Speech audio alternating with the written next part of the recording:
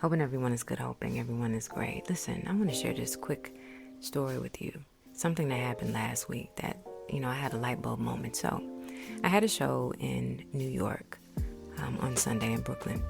And I had, spent weeks getting prepared for the event. It was a poetry event. And so Saturday I went to fly out. My flight was delayed by hours. Each time that they posted the time for our flight, they get on and announce that the flight was delayed some more. And so it'd show up in the app. And by the time our plane got to the airport, they told us they made an announcement that they were cleaning the plane out and that we would be able to board momentarily. And then they came on and announced that the flight had been canceled. And so, of course, everybody was disappointed. And from what I could tell, listen, because, baby, the New Yorkers, they got a specific way that they talk. So I knew a lot of them were from New York, and they were angry. And so they directed us, told us we need to go to customer service to get a hotel voucher and food voucher. And so we all began walking, and baby, I was walking fast. Because listen, it was a lot of people, and I was like, let me get ahead of these people. Got to the line, and there was a couple behind me, and the lady, she was angry. And she kept coming up with these suggestions of how she can get to New York. And I remember her telling her husband, she said, you know what? First she said, they couldn't just get a pilot and pay him double than what he normally does. Somebody would have done it. And so she was like, this is just crazy. She went on, and her husband, he was very calm. He said, baby, I'm sure it's a reason why they didn't fly. And she was like, that's not a good enough answer. They could have at least given us an answer. And then she said, why don't we just rent a car? We're at the airport. We'll just rent a car and we'll drive to New York. And he was calm. He said, you want to drive in what they say is going to be a blizzard? And she was like, we can beat it. That's a 15-hour drive. And, she's just going on and on and on. And he was so calm. And I could tell just, again, they were right behind me, but his silence made her silent. She still kind of moaned and groaned, but she didn't go on. So anyway, I got to the customer service desk, and this very nice woman, was very attentive and trying to help. And they were rebooking our flights for Sunday morning. But my concern was coming back because I have another event this week, and I needed to know, and I have a home life, and I need to know when I was coming back. So when she looked in the computer, she said, they're canceling flights. And so I would say my best guess was Wednesday or Thursday, you coming back. I said, that's not going to work. That's not going to work.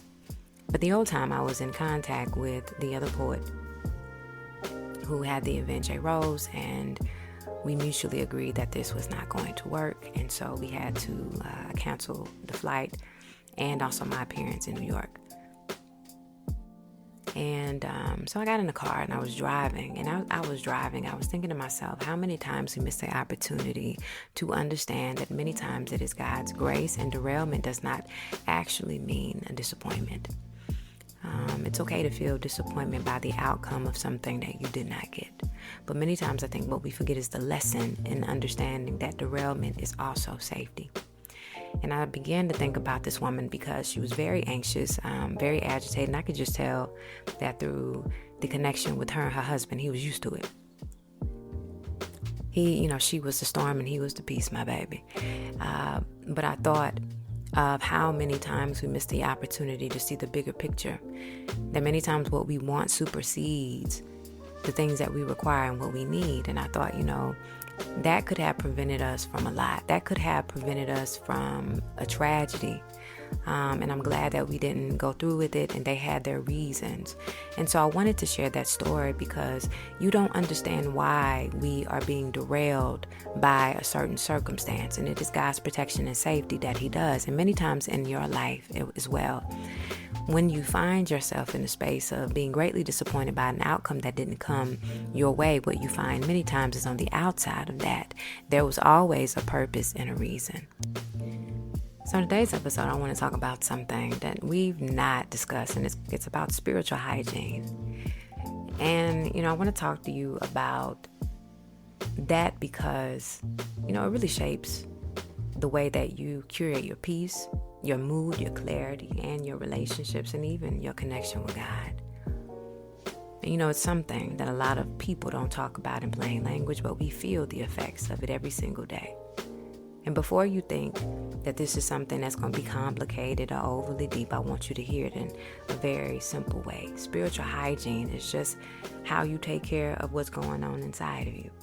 It's the same way that you bathe your body, that you brush your teeth, that you clean your home. You can do all of that, and spiritual hygiene is feeling the cleansing in your spirit.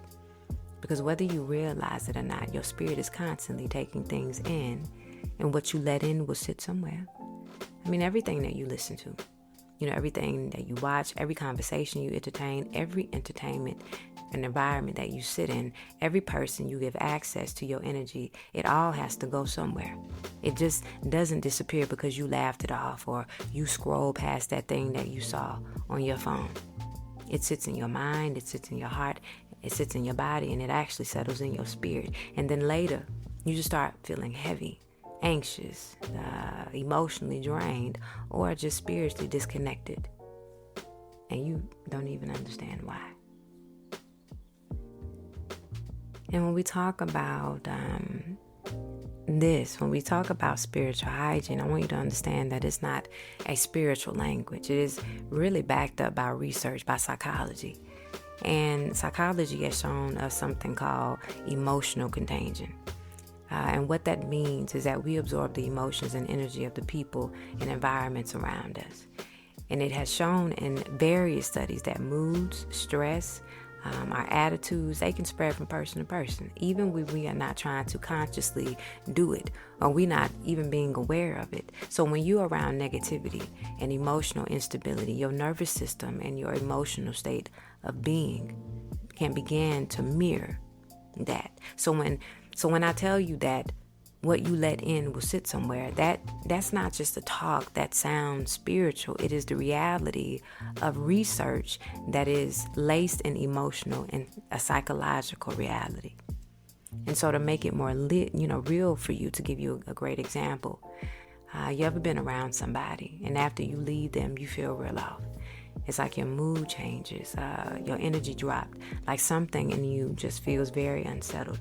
Or you ever scrolled on social media for a long time and then you suddenly feel like your life is not enough, that your body is not enough, that the timing is off, your relationship is lacking, and now your spirit feels real restless. The heavy exposure to social media and emotionally charged content is linked to increased anxiety and the comparison and the emotional distress. So what you take in, digitally also affects your spirit, just like if you take it in physically. Or here's another one that I'm not sure many of us have considered or thought about, but when we listen to music that is full of heartbreak, toxicity, it got something about revenge or any type of pain, you ever notice that your emotions slowly start leaning in the direction, but you were fine before all of that? Psychology, says that the emotional tone of what we listen to can influence our mood. It can influence our thoughts and even our behavior over time. So intake becomes internal, and what you feed yourself, you eventually feel. And sometimes it is even more subtle than that. Sometimes it looks like staying in conversations full of gossip or negativity and then telling yourself that you are just listening, but your spirit is still absorbing that too. And sometimes it looks like staying connected to people who constantly project their chaos and their insecurity, their confusion, and then their lack of accountability onto you. And you keep trying to love them through it while your spirit becomes very weighed down. And when your spirit begins to get cluttered and unclean, there are really some signs. Your body and your mind will tell you, even if you do not have the language for it right away. You may notice that you feel irritated, way more than usual, and you cannot really explain why. You may wake up feeling heavy, even when nothing is wrong externally. Your mind might feel loud and cluttered, like you cannot get a clear thought, and you may feel emotionally exhausted after being around certain people. You might even feel distant when it comes to God, like it's harder to pray, like it's harder to be still, like it's harder to feel grounded. You may also be in a space where you find yourself entertaining thoughts or behaviors that you already thought that you healed from. And then your peace begins to feel fragile instead of being stern and steady. And your body may feel tense and anxious or unsettled without even a clear cause. And those are not, experiences that are random. That is your spirit letting you know that you have absorbed way too much without a cleaning. And we also, we have to be very honest with ourselves about everything that enters. Sometimes we choose what we know is not good for us. Sometimes we revisit people that God already removed from our lives. Sometimes we entertain conversations that we know are not healthy for us. And sometimes we keep feeding parts of ourselves that we already prayed to heal from. And then we go to asking God for some peace while still opening the door to things that disturb the peace. That is like asking God to clean your house while you keep tracking dirt back in your own feet. At some point, there has to be alignment between what you are asking for and what you are allowing. And so what's the practical way of dealing with this, of cleansing ourselves? The first thing that we have to do and be aware of is we got to pay attention to what we are consuming. After you listen to something, after you watch something, after you talk to someone, after you spend time in an environment, ask yourself, how do you feel? It's not during the moment, but after. What are you feeling? Your spirit will always tell you the truth after the experience is over. And if you consistently feel drained, you feel, heavy or irritated, insecure, or you even feel confused after certain types of inputs, that is your information, my baby. That is the information that tells you that your spirit is telling you that what you are sitting in hasn't been nourishing you. Another thing is, you got to create distance between the things that pollute you. And distance away from something is not punishment. It is something that is going to protect you. And you cannot heal in the same environment that keeps contaminating you. Sometimes it looks like, limiting your time on social media. You might need to take a step back from friendships or not being as available as you used to. And you may, have to be in spaces and take yourself away from spaces that do not align with who you are becoming. And doing that can feel very uncomfortable, especially if you are so used to being everything for everyone. But peace requires a lot of boundaries. The third thing is that you have to spend intentional time with God. I just don't see how any kind of cleansing of a spirit can be done so without going back to the source that created it. You need moments where no one else's voice is louder than God's voice in your life. And that just looks like you being honest about what you're praying for and not giving a performative prayer, lacing these big old words. And God does not care about that. It looks like you being still where your mind needs to quiet down. It's reading the word and allowing it to guide you, correct you, and also even comfort you. Scripture tells us to guard our hearts because everything we do flows from it. And if everything flows from your heart, then you must be mindful about what you allow to enter it. Another part about cleansing is releasing what we have absorbed. Some of the weight that we have all been carrying does not even belong to us. You may have picked it up from a conversation. You may have picked it up from someone's pain. You may have picked it up from someone else's chaos, and then you have internalized it, realizing, that it's not yours to carry. And releasing it can look like, for me, journaling. Journaling allows me to just put the words out, sit it somewhere, and let it go. Maybe you just need to pray and be honest and say, God, this feels heavy and I need to release it. It can, be something like speaking out loud and just saying to yourself, I got to let this go because this don't belong to me. But you also have to give yourself to release what you were never meant to carry long term. But now after we do all of the releasing and letting things go, you also have to replace it with things that nourish you.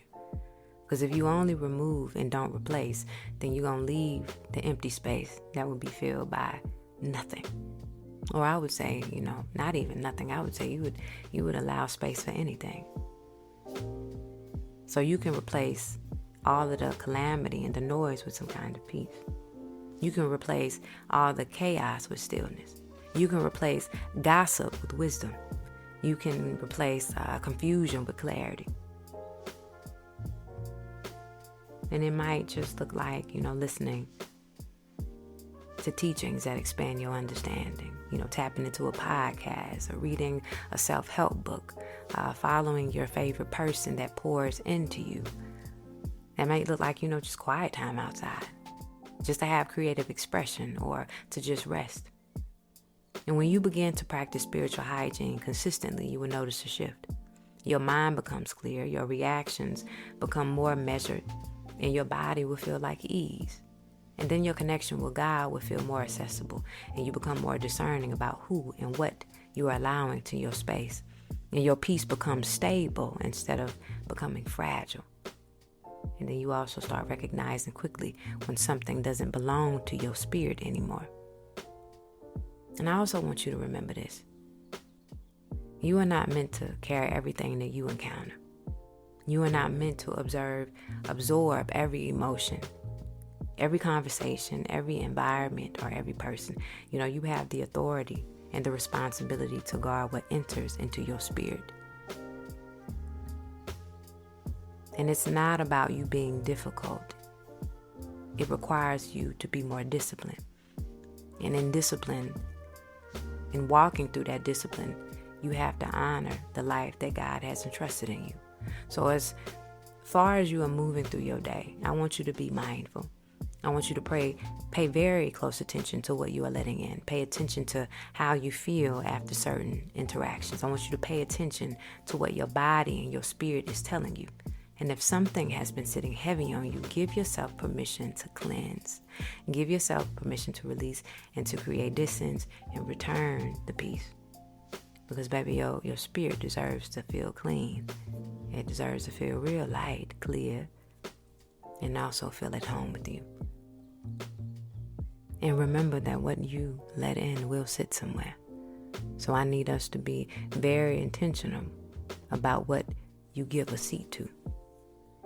And release whatever doesn't work for you anymore. And that's spiritual hygiene, my baby.